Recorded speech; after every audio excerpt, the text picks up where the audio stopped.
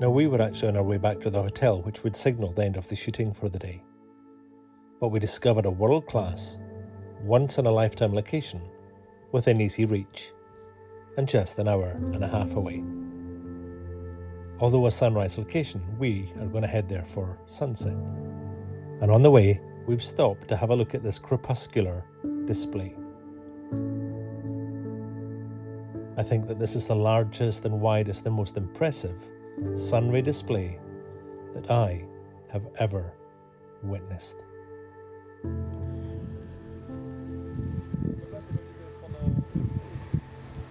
So this here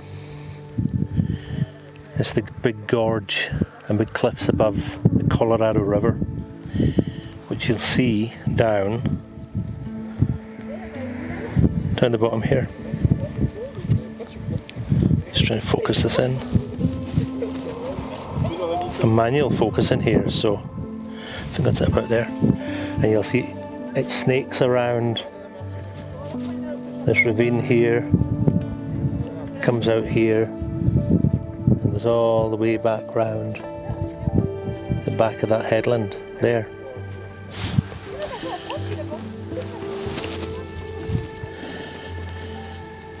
We're probably about 1,000 metres up here, and you can see the complexity of what we've got down in here with these hoodoos and the big cliffs over here as well.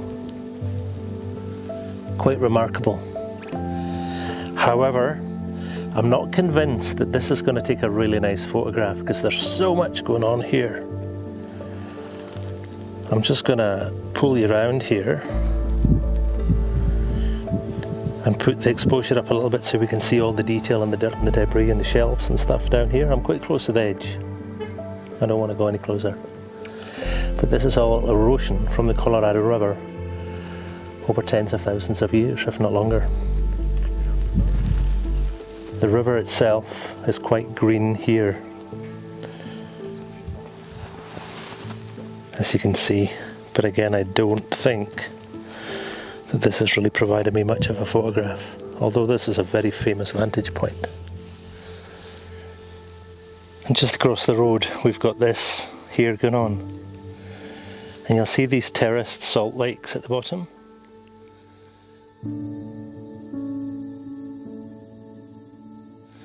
But the sun catching these cliffs is just outstanding.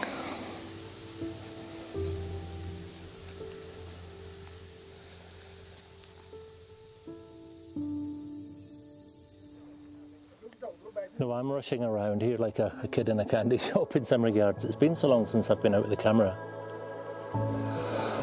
And we're almost getting to that kind of 10-15 minutes before sunset. And this is again looking down on the Colorado River, just with the last of the light hitting these high parts of these cliffs. We did have a rainbow over here a couple of minutes ago, which I think I showed you quickly. But the other side of the rainbow is over here. Very hard to see rainbows. It is, I think, just there. And that's the last of that light going off the tops of the cliffs. But again, you will see the Colorado River snaking down through the landscape down here. So now at the location, finally arrived after many stops. And we're at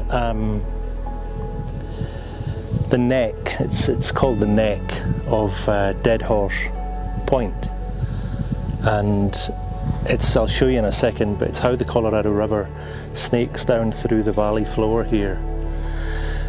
And against the reflected blue sky, the water's very blue. You'll see behind me here that the sun is just about to pop between that cloud bank behind me and the top of the cliff line that's there. And what that's going to give me is an opportunity to take a last photograph, hopefully with the tops of the cliffs over here and over here being caught by the last of that sun. So timing's probably about right. We'll have 5 minutes to shoot that, so I'll maybe nip back to the car and get the big camera out, but we're not going to take everything here. There's just too much. There's detail everywhere here. So maybe we need to zone right into that neck. I think it's called the gooseneck, I think, the gooseneck of the Dead Horse Point River. Really well photographed scene, this. Let me go and grab that camera, eh? So my process is that when I'm setting up here, I take my time and I do quite a bit of B-roll around the camera. And why I do that is to get reference and colour and reference for me in post-processing. Second one, trust the iPhone.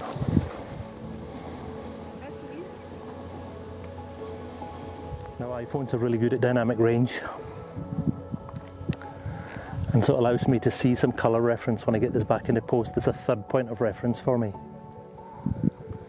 But this is so deep, I don't think I've got the right lens with me either for the big camera. Let's have a look.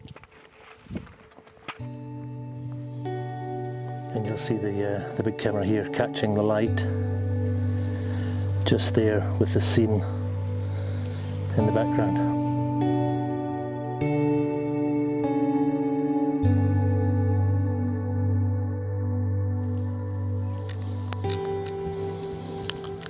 $1600. I'll take this down to a 60th of a second. My lens tonight is 45-85, and so I think I might get away with this.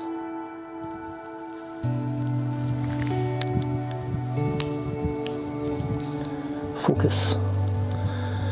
Yeah, it's quite tight, but I can get the bottom of the river and the top of these cliffs in, so let me take a test shot, eh? Okay, that's fine. I'll take the ISO down to 800. I'm just going to take this, so separate. This is going to be a Pano because it's just so wide. 1, 2, let me get my bottom point set first. And I'll go wide to miss the bottom. Take it again.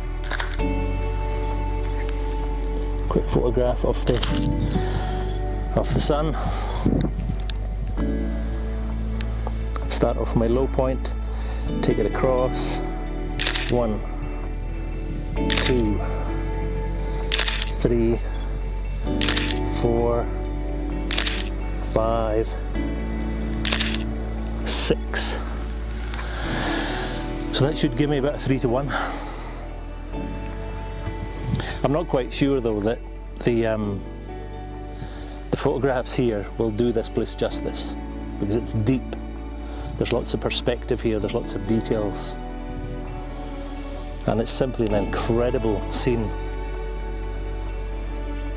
So another point here is not all nice views take nice photographs. I have seen nice photographs off this place though, but I think they are heavily manipulated. This is pretty cool.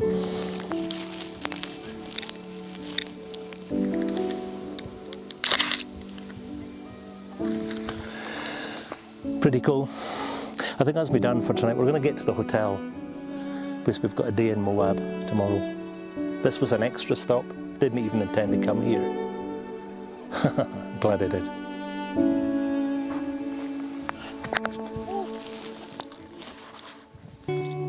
Now here you'll see me put these files together from the shots that I've just taken, but in a little more detail here as I stitch this scene together. Now you'll see too just how flat or how analog these Pentax files are straight out of camera in their raw state. And you'll also notice here too that I set the top and the bottom of my frame with the viewfinder at the chosen focal length, and then I choose my left and right edges of the frame, which ultimately dictates the number of frames that I take, and that's how I shoot my panos. But more on this in a future video. This one here is actually how the scene presented itself that night, and here, this is just a tiny adjustment to the curves layer to add some depth perspective, and that's all. It really is a lovely scene to have been able to photograph.